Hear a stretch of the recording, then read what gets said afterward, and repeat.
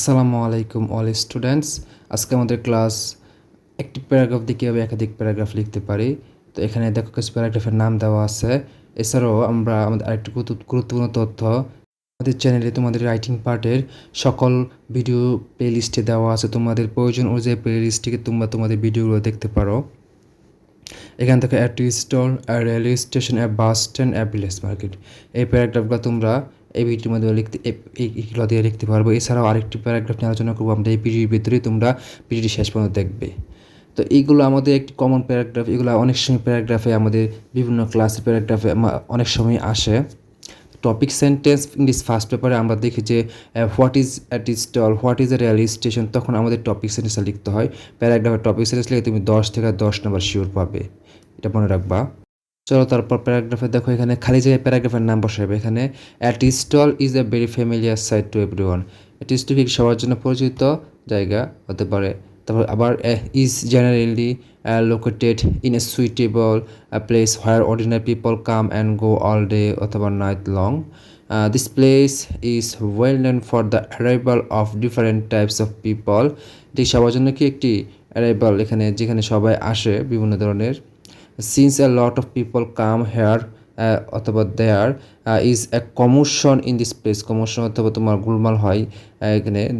these places, এই জায়গাগুলো আর স্পেশালি ক্রাউডেড অল টাইম, সবসময় কি কোলাহলপূর্ণ থাকে।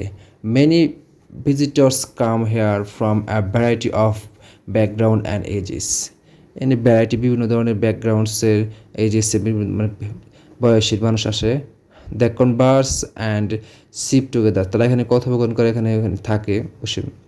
The talk about the nation's and the world's current events, politics and economy, তারা এখানে বিভিন্ন ধরনের কথাবার্তা বলে, যেমন রাজনীতি সম্পর্কে, অর্থনীতি সম্পর্কে, বর্তমান অবস্থা সম্পর্কে। ইন রিয়েলিটি, বাস্তবিকতে এখানে serves as a gathering spate for regular people. এটা কি গ্যাদারিং অনেক বেশি কোলাহলপূর্ণ যে ঝামেলাপূর্ণ এলাকা থাকে মানে যে নিয়মিত মানুষের জন্য। তো এই প্যারাগ্রাফটা আমরা এভাবে লেখার পর আমরা দেখো এখানে এই যে এগুলো টপিক সেন্টেন্সগুলো, অ্যাট স্কুলের টপিক সেন্টেন্স, রেলওয়ে স্টেশনের topic sentence, bus stand topic sentence, village market topic sentence, এগুলো তোমরা মুখস্থ করে নিতে পারলে পরীক্ষা আমাদের 10 থেকে 10 নম্বর নিশ্চিত যে কোনো টিচার তোমাদের দিতে বাধ্য। আর এগুলো না দিতে পারলে নাম্বার একটু কম আসবে, হয়তো 7-8 দিতে পারে। তোমরা টপিক সেন্টেন্সগুলো শিখে নিবা। আর বাস স্ট্যান্ডের ক্ষেত্রে এবং রেলওয়ে স্টেশন টপিক সেন্টেন্স একরকমভাবে শিখতে পারো তোমরা নাম্বার চেঞ্জ করে। দেখো আরেকটা কমন প্যারাগ্রাফ যেটা অনেক সময় আছে, early rising, morning walk, physical exercise. এই প্যারাগ্রাফগুলো আমাদের পরীক্ষার মধ্যে অনেকবার আসে। তো আমরা এই প্যারাগ্রাফগুলো কীভাবে লিখতে পারি, টপিক সেন্টেন্স শুরুতে কীভাবে লিখবা। হ্যাঁ, is a very important habit for a human being, এটা একটি গুরুত্বপূর্ণ অভ্যাস to live a healthy life. সুস্বাস্থ্যের জন্য কি দ্য ইম্পর্টেন্স অফ নাম দিবা is immense. It is beneficial to mind, body, and soul. The person who develops this habit feels very comfortable throughout the day.